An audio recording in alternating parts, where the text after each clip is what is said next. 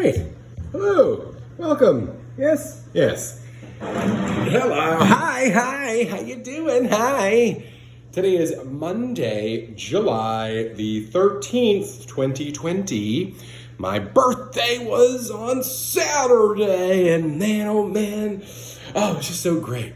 Wouldn't it just be great if every day was your birthday? I know, right?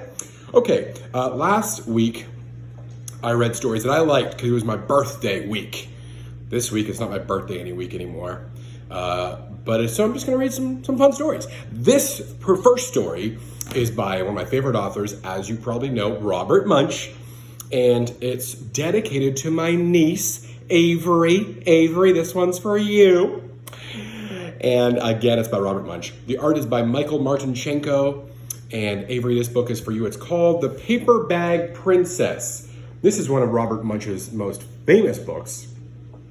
And I like to read this book. I read it in kind of a funny way, as I do all his books. I've listened to him read before. And he has a very funny, interesting way of reading. Very fast and high energy. I'm not going to go too fast for you, Avery. You'll understand the story. You probably already heard the story before. As well as, who knows who else is listening. But anyway, The Paper Bag Princess to Elizabeth.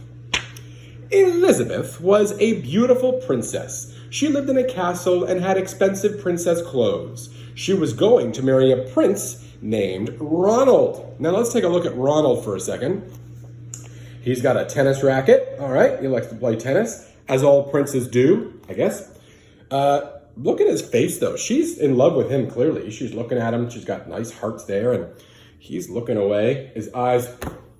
Who does this? Who looks like that? I mean, it's a cartoon. Okay, anyway. She was going to marry a prince named Ronald.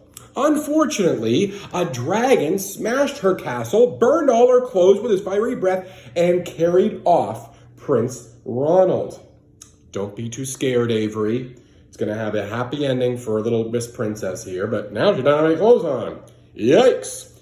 And Ronald, he's still got his tennis racket. Good for him. Maybe he'll get some tennis matches when he's the prisoner in the castle of the dragon.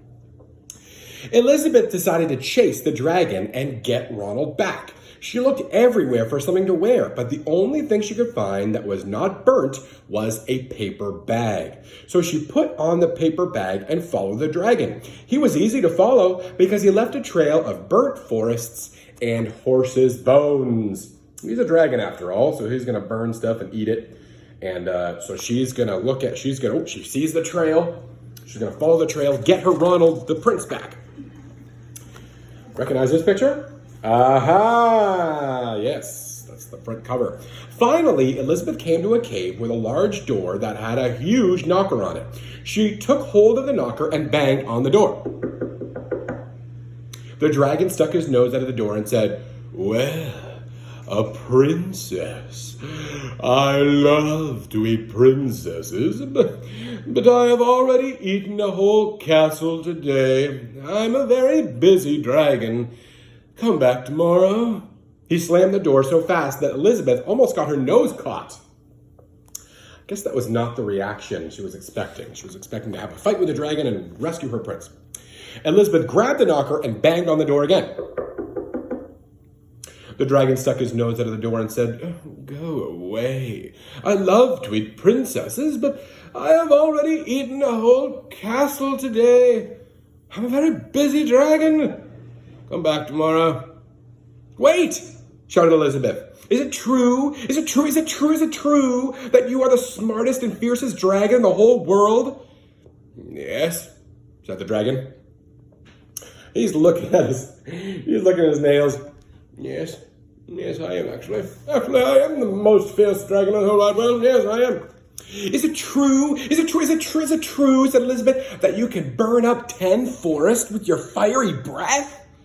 "Oh, yes," said the dragon. And he took a huge deep breath and breathed out so much fire that he burnt up 50 forests. That is a lot of fiery breath. She better watch out there. And this is on the back cover, that picture. So there you go for that. Wow, he just burnt up a lot of forests just to show Elizabeth that he was very powerful. "Fantastic," said Elizabeth. And the dragon took another huge breath and breathed out so much fire that he burnt up 100 forests.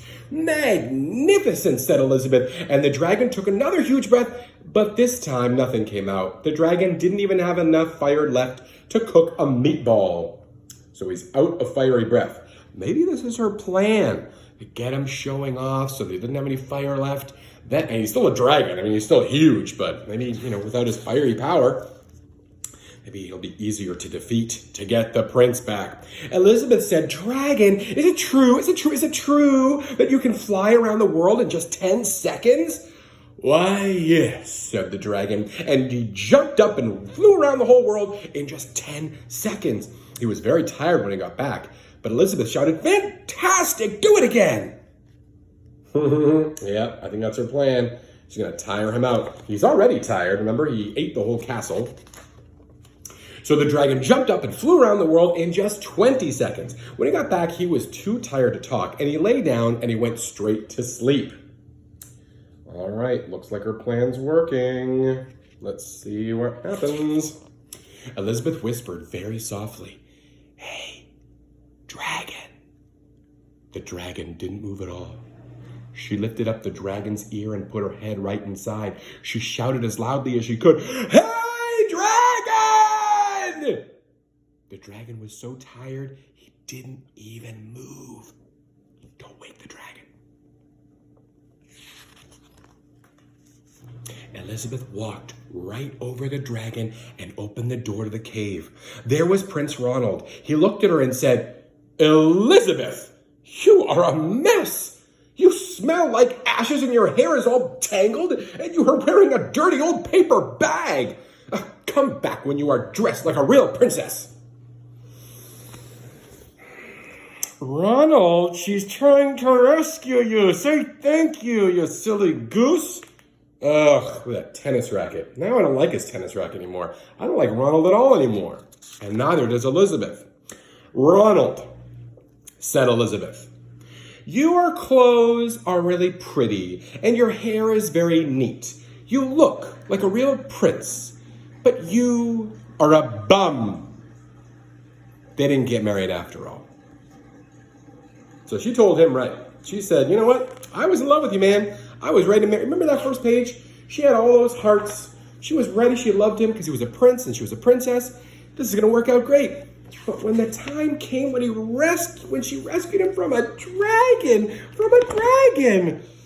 he's so rude. Anyway, Avery, that was for you, the Paper Bag Princess. And I hope you liked it. Tomorrow's story will also have a dragon in it. How about that? Goodbye.